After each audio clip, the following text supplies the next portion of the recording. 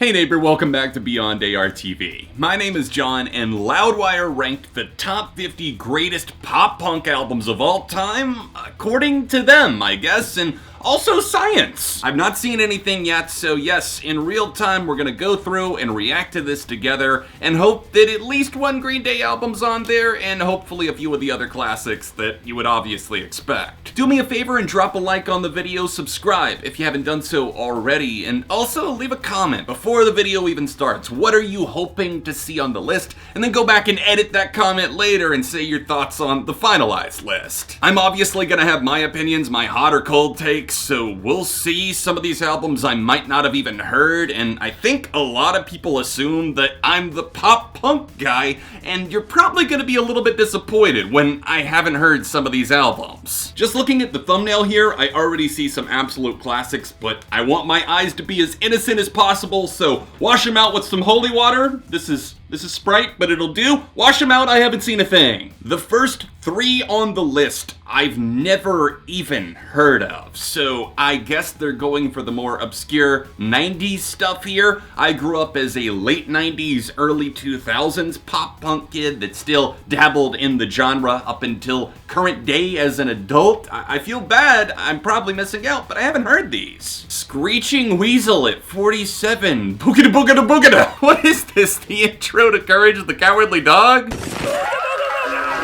Slick Shoes, Wake Up Screaming. We're finally into the 21st century, but barely pushing it across. I haven't heard a single album on the list, and we're at number 45. There we go, brand new. Somebody who wasn't actually afraid to put brand new on the list. Thank you, of course. We know that there's been some fucked up stuff that's happened in the history of their frontman, and obviously I do not support or condone that, but their music is among my favorite of all time, so to see Deja on this list, of course it deserves to be there. Hey, there's All Time Low's Nothing Personal at number 42. Cheers Loudwire for including this one. I think it's a toss-up for what their best album is. It's between this and Don't Panic for sure. But this one definitely just encaptures the spirit of pop punk. It's very fun, it's loud, it's kind of obnoxious in a good way, if that makes sense. There's a lot of partying going on in this album, but there's also some introspection. Multiple in a row that I'm finally recognizing and knowing and appreciating. It's Tell All Your Friends, the debut album by Taking Back Sunday. Ironically, we just saw Brand New a minute ago, and now Taking Back Sunday higher than them. Will that still spark up a rivalry among fans? I don't know, but this is a great release. I would call it maybe pop punk, maybe emo, maybe a little bit of other genres under the rock umbrella too, but whatever it is, there's a lot of classic songs on here. It's not my personal favorite from them, that's actually going to Louder now, but this is still a really solid album, and of course it deserves to be included. Less Than Jake down at number 40. This is a band that is definitely associated with the Warped Tour scene. They've earned their spot, they've paid their dues, and I have heard this album, surprisingly. I'm surprised I saw the album cover and I was like, oh yeah, that's one of the ones that I have heard from them.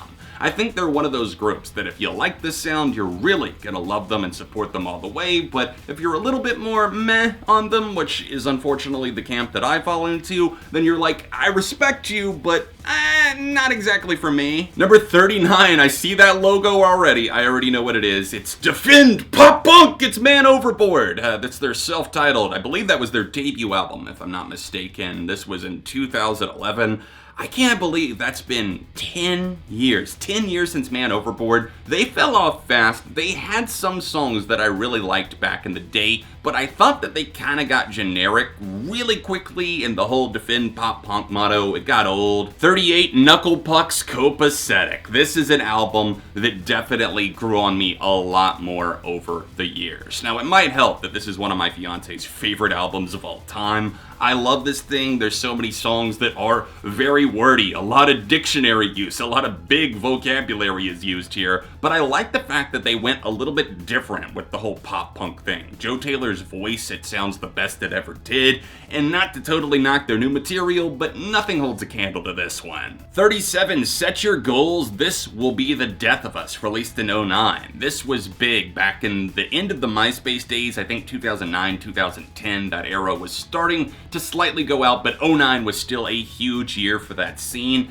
And Set Your Goals are one of those bands that I never personally had a huge throbbing love for. Like, I need to pour my heart out on my sleeve and profess my love, but they're one of those bands I actually saw them live opening for someone once, and they were good. I think they're good at their craft, they're good at writing fun songs, and this album is fun. 36, State Champs, The Finer Things, their only album for me that works from start to finish. I think that All Around the World and Back, we might still see that on the list. Who knows where Loudwire is going to take this, but The Finer Things is one of those albums that just kind of set the bar high for their career. It felt a lot more mature, oddly enough, than their later albums, and it was kind of rough around the edges. The lyrics were emotional, they felt personal, and they didn't feel like they were trying too hard. 35, wow, that is a mouthful already. The eyes are drawn to that album cover. What is this? The Bouncing Souls, How I Spent My Summer Vacation in 2001. Yeah, that looks like the most 2001 thing I've ever seen in my entire life. 34, we have The Story So Far, What You Don't See, which it's funny to me that people always, like, if they don't really watch my channel or they want to find a reason to dismiss me, they're like, oh, he only likes and listens to pop punk. But ironically, a lot of the pop punk people don't like me too, because I don't like the right albums. And this is one that I never fully got invested in. For example, I think The Story So Far's most recent album, Proper Dose, is their best album. Probably not a favorable take to have, but this one, I mean, it's okay. I just think that some of the vocals from Parker are a little bit too aggressive for me when they don't need to be in certain places, but I admit that there are some good songs on here, some absolute bangers. Down at 33, this should be higher, but thank God it's at least on the list. Neck Deep, Life's Not Out to Get You, released, wow, almost 6 years ago now, probably even longer than that depending on when you're watching the video. This is one of my favorite pop punk albums of all time. It never fails to get me amped. I love the tracks. As soon as I heard Can't Kick Up the Roots, I had never listened to Neck Deep before, but when I heard that song, I was fully invested. The album did not let me down. The Wonder Years, Suburbia, I've given you all and now I'm nothing. I'm happy to see that they've revisited this album. It looks like they're starting to look back on their old stuff a bit more fondly, and while I personally got into them with The Greatest Generation, I'm not as big of a fan of the earlier stuff. If you're like a diehard pop punk fan, this is a must hear. This album lyrically is excellent. Dan Campbell is just a master of using his voice for emotion, but also in the earlier days, you could just feel they were an upstart. They were trying to get things going, but they weren't quite there yet. And to see them revisiting this album with tracks like Breakless and just celebrating the anniversary, it's amazing. Great stuff. At 31, The Academy is almost here. This is definitely something that I still feel is very underrated. A lot of people, if you're into pop punk, if you're into stuff that kind of revolves around the scene, you probably know or at least have seen that album cover. It means a lot to me. It holds a special place in my heart because I got hooked on one of the tracks from a video game soundtrack, and then I heard the full album. And I think The Academy might be teasing a comeback. I don't want to put all my eggs in that basket, but we'll see. Knock on wood. 29, The All-American Rejects, Move Along. That was one of the ones that I had my fingers crossed for. And again, much like the Neck Deep album, I think it should be way higher on the list. This is the only full-length album in the entire All-American Rejects catalog that I think from start to finish is just amazing. It's pretty much a perfect album, especially for this genre if you're into this type of music. They don't miss, from Night Drive and some of the other deep cuts like 1111 to the singles like the title track Move Along, It Ends Tonight, Dirty Little Secret. They don't stop. The bangers will not stop flooding your face. 28, All Time Lows, So Wrong, It's Right. This for a lot of people gets the job done. I don't think this album has aged as well as you think it did, but then again, that's personal preference speaking. I don't know. A lot of the production, a lot of the lyrics, they got better by the time that Nothing Personal rolled around, and especially once they peaked, I think, at Don't Panic. Motion City Soundtrack, is that you? Indeed it is. Commit this to memory. I think this might have been my first full album that I heard from them. This and I Am the Movie. I checked both of those out from my local library back when you could check out CDs from the library. Burned them. Loved them. I think Motion City's soundtrack are very slept on for what they do lyrically and musically. They provided a lot of intimacy, but also they really expanded their sound over the years, and that was further proved on Commit This to Memory. Some of their best songs obviously pop off on there. Halfway through the list, and it's Blink-182, Take Off Your Pants and Jacket. This is a little low for me, guys. Again, this is a little low. You're playing with fire here. I'm not sure what they have up their sleeves. Of course, maybe Enema's gonna be higher. I think I remember seeing that in the thumbnail, but I think this is their best album personally, especially from the pop punk days. I mean, I'm the guy that likes Neighborhoods and Nine, so what the fuck do I know? Family Reunion and Happy Holidays, you bastard, though. Y'all know the best songs. Big W right there. Say Anything is a real boy. If you have not heard this album, drop everything and go hear it. It's fantastic. Max Bemis on this album, lyrically, genius. I think the music on this album was phenomenal. Max might have been falling apart mentally, but somehow he gave the remnants of his heart and poured it into this. I love how much he's able to explore with storytelling on this album and the songs. It just feels like they're kind of cracking a whip on your hands and your ears at the same time. It's weird, but it's kind of perfection. As soon as I see the text, there it is, Fall Out Boy in big old blue letters. It's Take This to Your Grave at 22. About 5 years ago, I paid $135 to buy this album on vinyl as a gift for my fiance to cheer her up. I found it at the local record store, couldn't believe it was there because it's like never been repressed on vinyl, but definitely money well spent because this album is a slapper fest. This is something with a lot of passive-aggressive lyrics. I love that. Pete was just letting everything fly, and I know that Fall Out Boy have evolved a lot, or have they? Because it feels more like a de-evolution to me. But we can always go back to the glory days. Something Corporate, yeah, I didn't think about them when I thought about this list, but yeah, I guess pop punk would be a suitable tag. I mean, I definitely think they transcended that on some of their stuff, but Leaving Through the Window is criminally underrated, at least in a modern setting, I think. I know that this guy's been in a lot of bands. Andrew, what's his name? Andrew McMahon in the Wilderness? What's the name of that one? Something Corporate, Jack's Mannequin, Andrew something in the Wild. Why can't I think of it? Andrew McMahon in the Wilderness? Whatever, I clearly can't pronounce the dude's name, but the album is amazing. Newfound Glory's Sticks and Stones. I've never been a huge Newfound Glory fan. Some of their lyrics just really make me cringe. I think that it hasn't aged as well as maybe some people think it did, but I don't know. Sticks and Stones, it definitely has some of their classics.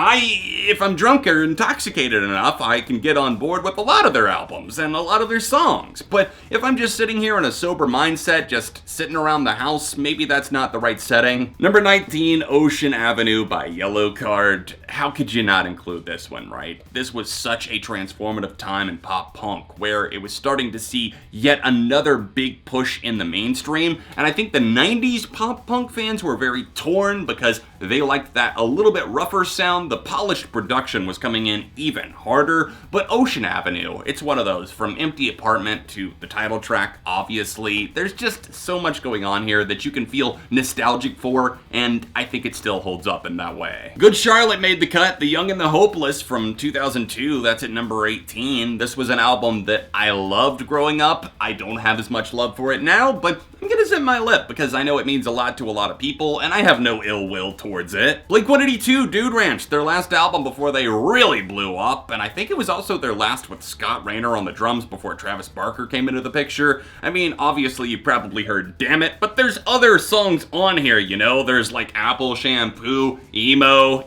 is on this album. Sum 41's Does This Look Infected? I am surprised to see that they went with that over All Killer No Filler. That might still be here, but Does This Look Infected? Yeah, Sum 41, I've said this before. I think that they are stronger in singles, but I don't mind albums like this at all. In fact, I think this one is easily one of their best. Definitely blurs the lines of pop punk, but I guess we could say that for a lot of the albums on this list. MXPX Life in General at number 15, never got super into them. Alkaline Trio's From Here to Infirmary, released in 2001. I'm glad to see this on here because I haven't listened to every single Alk 3 Trio track. I haven't listened to every single Alkaline Trio album, but I have covered this one on my channel before. I love this album, and it really does strike a chord with me. I think it was one of those things where they definitely were a punk band, but they brought in some other pop-friendly melodies, so it definitely fits the tag. At 13, wow, this is up high. Homesick by A Day to Remember. It's interesting that this is so high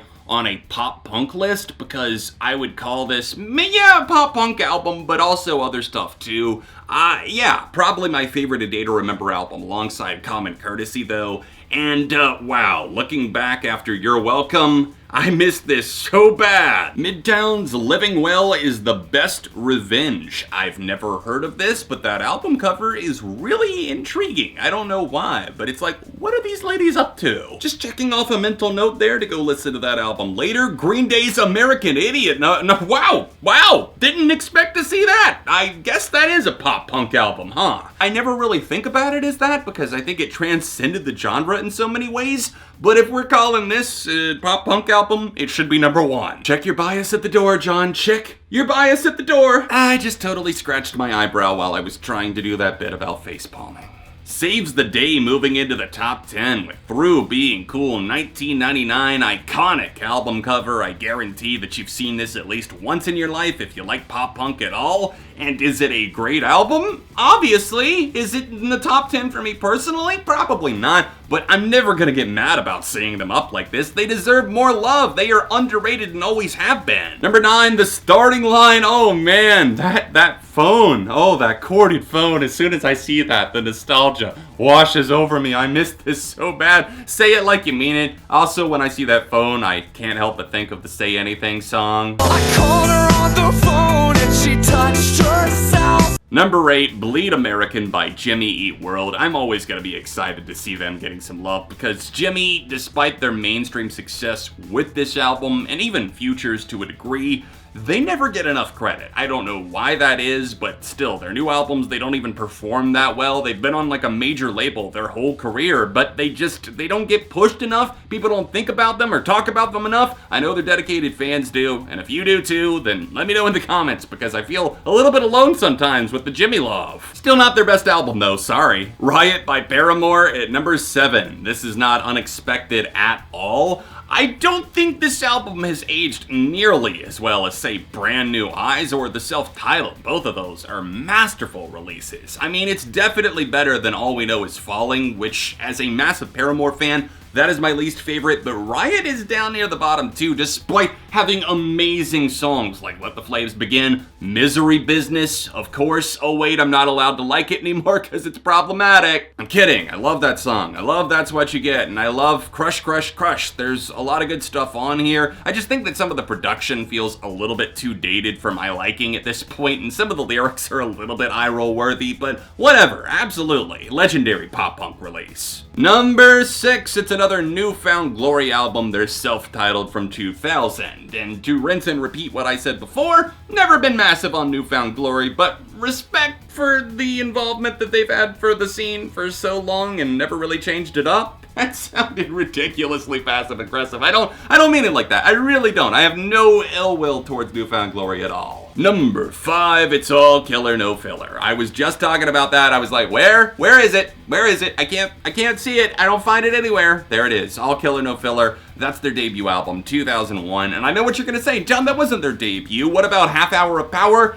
That was an EP! That's what the genre's about, right? Let's have some fun, and speaking of fun, number 4, From Under the Cork Tree by Fall Out Boy. If this wasn't in the top 5, I was probably going to punch a hole straight through this wall, but now I don't have to replace the drywall, and I can just say that this album lyrically is fucking amazing. Fall Out Boy's first major label album, it wasn't a disaster at all. In fact, it was an improvement. It built upon everything they laid down, and then just played into their strengths. I mean, the lyrics, the long song titles, everything about it, iconic. Number 3, Descendants Yet Again. Of course, they reused the album covers. How could I forget that? Milo Goes to College, 1982. My goodness, talk about the foundations and the godfathers of pop punk. I mean, people talk about New Found Glory, but have we forgotten about Descendants? Because I gotta put this on my to-do list. Why have you not listened to Descendants more, John? What are your life choices? We already know what that is, right? We know what that is. Can you guess it? Can you guess it already? Do you know what it is? Do you see the little nurse's hat? And there it is, number 2. We already knew what it was. Enema of the State. I'm glad it's not number 1. I'm excited to see what number 1 is. It's probably going to catch me off guard, but I hope it's a good one. Enema of the State, not their best album, but for the pop punk movement, yeah, it put it back on the map in a major mainstream way. It did a lot for the genre. Obviously, Tom DeLonge, Mark Hoppus, Travis Barker on this album, just lightning rods all throughout. I mean, all the small things, if that's the only song that you know, if you've never even heard the word pop punk except for maybe one time in your life, you probably heard that song and you've probably seen this album cover. What will number 1 be? It better be something good. I swear to God, if it's like Around the World and Back by State Champs, I'm going to literally throw myself out the window. Drum roll, please, at number 1. It is Dookie by Green Day. Yes! Yeah, I should have known that, right? Yeah! Wow! Take back everything bad maybe I said about the other picks because, yeah, this is right up there exactly where it belongs. I was even talking about American Idiot. This, John, you dummy. This is the pop punk album at number 1. Talk about a generation-defining album that still continues to speak to the youth to this day. That says something. When you're able to transcend time and not only speak to that time period, 1994, the mid-90s, the late 90s, when this album was the most relevant, it's still catching fire today for young people, and I love that. Green Day, of course, biased, they're my favorite band, but this record, I just listened to it in full like a week or 2 ago. And of course, yes, it stands the test of time, it's amazing, and does it deserve number 1? I think yes, obviously. So, what's the verdict, guys? Did we like Loudwire's list? Did we not like it? I mean, I think I liked it overall. I think it was a really solid list. I definitely didn't know some of the albums, and I felt like a dummy, but let me know. What are the ones that I didn't know, that I said out loud that I didn't know, that I should listen to first? Hey, if you didn't hit that like button already, do it on your way out the door. It really does help support the channel. Let me know if there's another list that I should react to on this channel in the future. If you want to see another reaction, then tap this card here, or tap here for another recent video. All of my socials, including my Patreon, my Twitch, everything like that, those are linked down below, and I'll be back soon with more on Beyond ARTV.